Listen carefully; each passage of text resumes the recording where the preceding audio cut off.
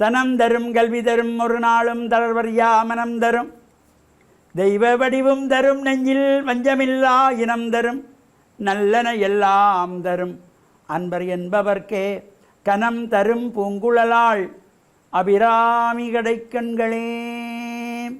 ஓம் நமச்சிவாய.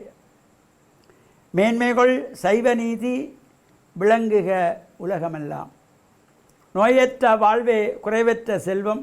அந்த நோய் நொடி இல்லாத வாழ்வு இந்த உலக மக்கள் எல்லோரும் வாழ வேண்டும் என்று கலியுகத்தின் காந்தமலை ஜோதியாகிய சபரிமலை சுவாமி ஐயப்பனுடைய திருவடிகளை சிறந்தாழ்த்தி டான் தமிழொலி ஓம் தொலைக்காட்சி நேயர்கள் அனைவருக்கும் சர்வதேச இந்து மத குருபீடம் அகில இலங்கை சபரிமலை ஸ்ரீ சாஸ்தாபீடத்தின் சார்பில் இனிய வணக்கங்களும் நல்லாசிகளும்.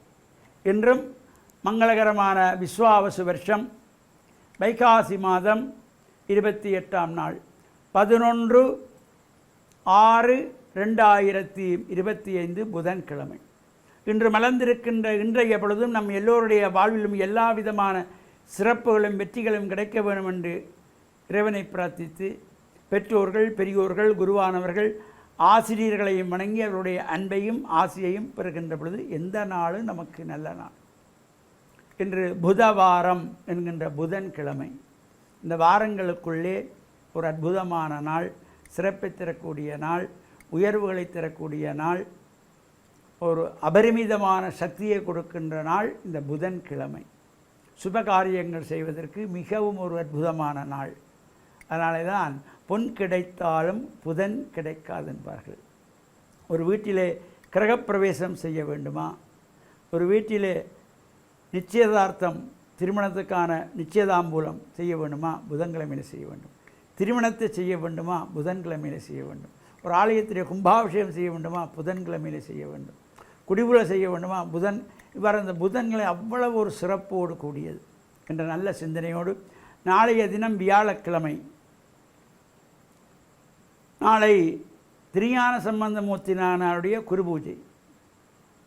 சமய குரவர்களுக்குள்ளே சிறந்த சமூக பணிகளை ஆன்மீக பணிகளை பக்தியோடு செய்த இளம் வயதை கொண்டவர் திருஞான சம்பந்தமூர்த்தினார். நாயன்மார்களுக்குள்ளேயே சின்ன வயதிலேயே முத்தியடைந்தவர்.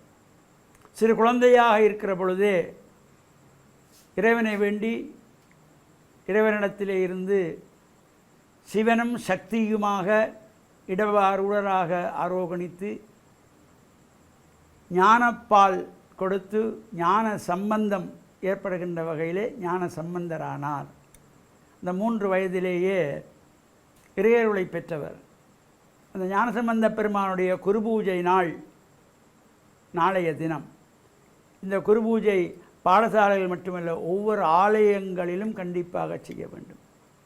ஒவ்வொரு கலைக்கூடங்கள், ஒவ்வொரு பாடசாலைகள், கல்லூரிகள், இல்லங்களிலே கூட இந்த ஞானசம்பந்த பெருமானுடைய குருபூஜை நாளிலே அவருடைய தேவாரங்கள், இந்த 12 திருமுறைகளிலே முதல் 3 திருமுறைகளை தந்தவர் ஞானசம்பந்த பெருமான். 1ஆம் திருமுறை, 2ஆம் திருமுறை, 3ஆம் திருமுறை ஞானசம்பந்த பெருமான்.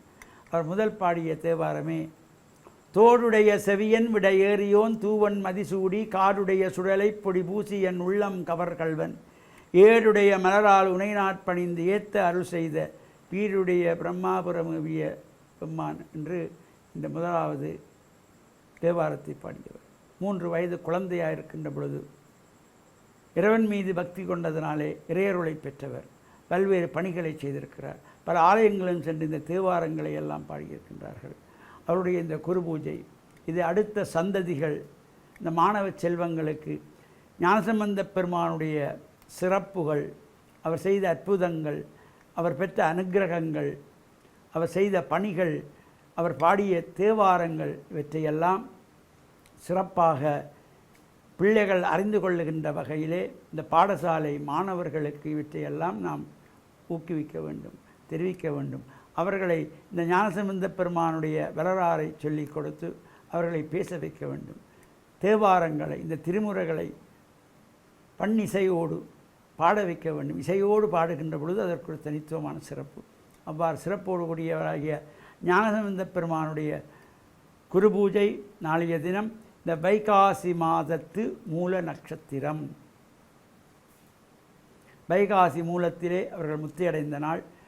எனவே ஞானசம்பந்த பெருமானுடைய முத்தியடைந்த நாளாகிய வைகாசி மூல திருநாளில் நாமும் ஞானசம்பந்த பெருமானை நாளைய தினம் பிரார்த்தனை செய்து வழிபட்டு அருள் பெற்று மண்ணில் நல்ல வண்ணம் வாழ டான் தமிழொலி ஓம் தொலைக்காட்சி நேயர்கள் அனைவருக்கும் சர்வதேச இந்து மத குருபீடம் அகில இலங்கை சபரிமலை ஸ்ரீ சாஸ்தாபீடத்தின் சார்பில் நல்ல ஆசிகளை கூறிக்கொள்வதில் மகிழ்வு கொள்கிறோம். சர்வே ஜனாக சுக்கினோ பவந்து சமஸ்தசன் மங்களானி சந்து சுபம். பயன்படுத்தப்படுகின்ற பொருட்களாகும். உப்பு இல்லாமல் ஒரு உணவு சுவையாக இருக்க முடியாது என்பது எல்லோரும் நன்கு அறிந்தது. நாம் எந்த நாட்டிற்கு போனாலும் எந்த கலாச்சாரத்திலே இருந்தாலும் உப்பு என்கின்ற அந்த பொருள் உணவோடு ஒரு குறிப்பிட்ட வீதாசாரத்திலே அது இணைகின்ற பொழுது சுவை கொடுக்கின்றது. உப்பு ஒரு சுவை உள்ளது. உப்புக்கு வேறு பயன்பாடுகளும் இருக்கின்றது. ஆனால் வாழ்க்கை சுவைபட வாழ வேண்டும் என்பதைத்தான் இயேசு கூறுகின்றார். எல்லோரும் வாழ்ந்து கொண்டிருக்கின்றோம். ஏனோ தானோ என்று சிலர் வாழுகின்றார்கள்.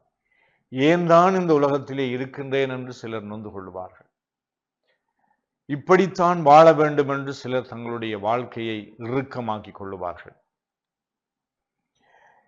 இவ்வாறு இந்த வாழ்வு சுவை உள்ளதாக சுவை என்று சொல்லுகின்ற பொழுது நாவிலே அந்த சுவை வருகின்ற பொழுது எங்களுடைய மனமும் குளிர்ந்து போகின்றது, எங்களுடைய முகமும் மலர்ச்சி அடைகின்றது.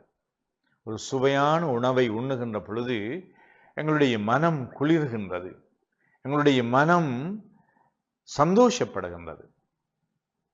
எங்களுடைய வாழ்வும் அப்படிப்பட்ட ஒரு சுவையுள்ள வாழ்வாக அமைய வேண்டும் என்பது இயேசுவினுடைய போதனை, அவருடைய விருப்பம்.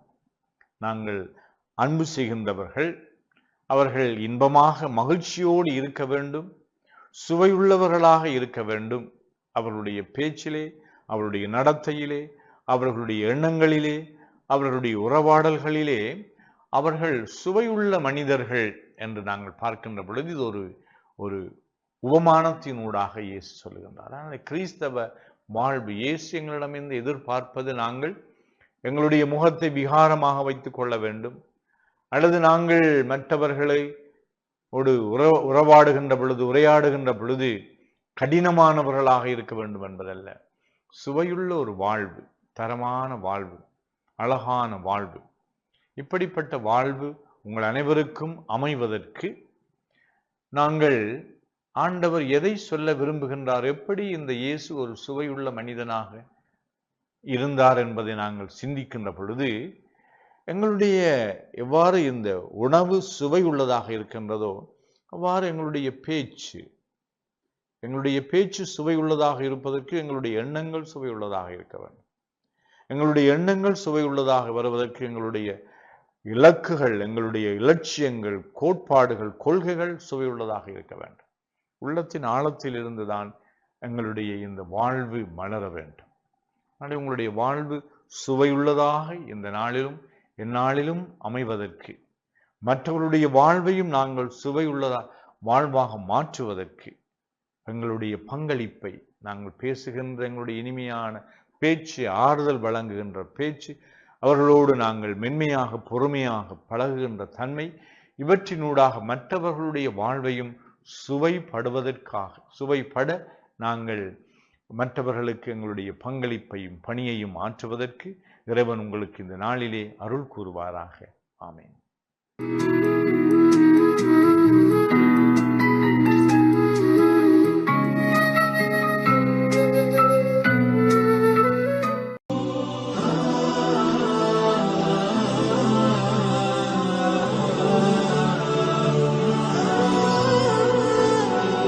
பிஸ்மில்லாஹிர் ரஹ்மானிர் ரஹீம்.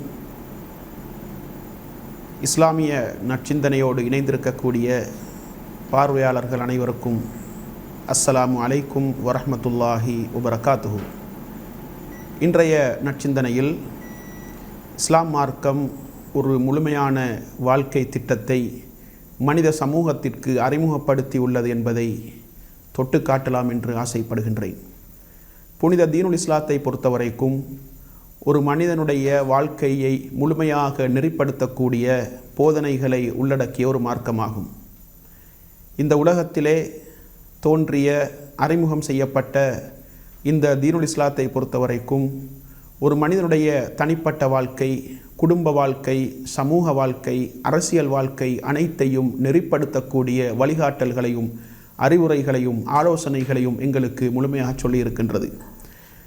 நபிகளார் ஸல்லல்லாஹு அலைஹி வஸல்லம் அவர்கள் இந்த உலகத்திலே அல்லாஹ்வுடைய இறுதி தூதராக வந்துதித்தார்கள். அவர்கள் தன்னுடைய நடைமுறை வாழ்க்கையினூடாக, அறிவுரைகளினூடாக, ஆன்மீக உபதேசங்களினூடாக தன்னுடைய தோழர்களை நெறிப்படுத்தினார்கள். இந்த உலகத்திலே மனிதன் எப்படி மனிதனாக வாழ வேண்டும் என்பதை மிகச்சிறப்பாக தனது அன்பான அறிவுரைகளின் மூலம் அந்த சஹாபாக்களை வழிநடாத்தினார்கள், அவர்களை நெறிப்படுத்தினார்கள். மனிதனை கொலை செய்து மனித மண்டையோட்டில் மது அருந்தக்கூடிய கலாச்சாரத்தில் மூழ்கியிருந்த அந்த மக்களை மனிதாபிமானமுள்ள மக்களாக, மனித நேயத்தோடும் மனித வாஞ்சையோடும் இந்த உலகத்திலே வாழக்கூடிய மிகச்சிறந்த உத்தமர்களாக மாற்றிய அந்த பெருமை தீனுல் இஸ்லாத்துக்கு இருக்கின்றது.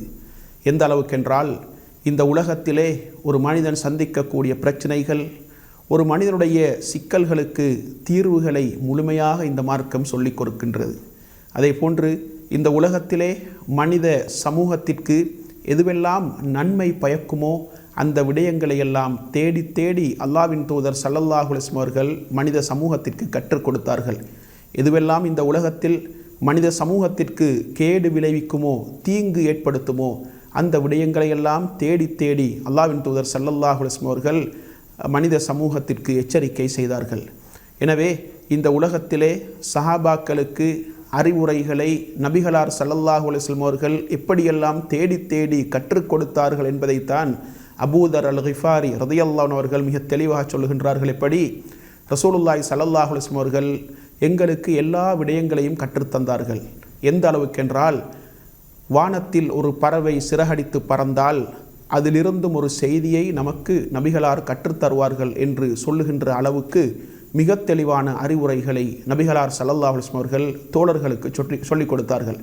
அதே போன்று ஒரு முறை சல்மான் அல் ஃபாரிசி ரலியல்லாஹு அன்ஹு அவர்களிடத்திலே ஒரு மனிதர் கேட்கின்றார், உங்களுடைய தூதர் உங்களுக்கு மலசலம் கழிக்கின்ற பொழுது கூட பேண வேண்டிய ஒழுங்குகளை எல்லாம் கற்றுத்தந்திருக்கின்றாமே என்று கேட்ட பொழுது அவர் மிகவும் அழுத்தமாக சொல்லுகின்றார், ஆம், நாங்கள் மலசலம் கழிக்கின்ற பொழுது வலது கையால் சுத்தம் செய்யக்கூடாது, விட்டைகளையும் எலும்புகளையும் கொண்டு சுத்தம் செய்யக்கூடாது, கிபுலாவை நாங்கள் முன்னோக்கி மலசலம் கழிக்கக்கூடாது, அதே போன்று வெட்ட வெளியில் நாங்கள் மலசலம் கழிக்கக்கூடாது, மறைத்து நாங்கள் அந்த தேவையை நிறைவேற்ற வேண்டும். இப்படியான ஒழுங்குகளை எல்லாம், இப்படியான வழிகாட்டல்களை எல்லாம் எங்களுடைய தூதர் ஸல்லல்லாஹு அலைஹி வஸல்லம் அவர்கள் எங்களுக்கு கற்றுத்தந்தார்கள் என்று சொல்லுகின்றார்கள். எனவே இந்த அளவுக்கு மனித சமூகத்திற்கு மிக தெளிவான அறிவுரைகளையும் மனித சமூகத்திற்கு நன்மை பயக்கக்கூடிய காரியங்களையும் தேடி தேடி அல்லாஹ்வின் தூதர் ஸல்லல்லாஹு அலைஹி வஸல்லம் அவர்கள் தன்னுடைய தோழர்களுக்கு கற்றுக் கொடுத்தார்கள் என்றால், அப்படிப்பட்ட ஒரு முழுமையான வாழ்க்கை திட்டமாகத்தான் இந்த தீனுல் இஸ்லாம் இந்த மண்ணில் அறிமுகம் செய்யப்பட்டது என்ற அந்த வரலாறை நாங்கள் மறந்துவிட முடியாது. எனவே ஒரு மனிதன் தன்னுடைய வணக்க வழிபாடுகளாக இருக்கலாம், அதே போன்று திருமணவியலாக இருக்கலாம், கொடுக்கல் வாங்கலாக இருக்கலாம், அதே போன்று குற்றவியல் சட்டங்களாக இருக்கலாம், எல்லா விடயங்களிலும் ஒரு மனிதன் சந்திக்கக்கூடிய பிரச்சனைகளுக்கு மார்க்கம் தீர்வு சொல்கின்றது. ஒரு மனிதனுடைய ஆன்மீக வாழ்க்கை மிகச்சிறப்பாக இருக்க வேண்டும். அல்லாஹ்வை பயந்து அவனுக்கு கட்டுப்பட்டு அவனுக்கு அடிபணிந்து அவனை உள்ளத்தால் விசுவாசித்து இந்த உலகத்திலே ஆன்மீக பாதையில் பயணிக்க வேண்டும் என்ற அந்த தெளிவான கோட்பாட்டை முழுமையாக அழுத்தமாக இந்த மார்க்கம் மனித சமூகத்திற்கு கற்றுக் கொடுக்கின்றது என்பதை நாங்கள் தெளிவாக புரிந்து கொள்வோம். மனித சமூகத்திற்கு முழுமையான வாழ்க்கை திட்டத்தை, முழுமையான தீர்வுகளை, முழுமையான வழிகாட்டல்களை, அறிவுரைகளை இந்த மார்க்கம் சொல்லியிருக்கின்றது என்பதை தெளிவாக ஏற்றுக்கொண்டு இஸ்லாத்தை முழுமையாக கடைபிடிப்பதற்கு அல்லாஹு தஆலா நம் அனைவருக்கும் துணை புரிவானாக. வ ஆஹிரு தாவானா அனில் ஹம்துலில்லாஹி ரப்பில் ஆலமீன்.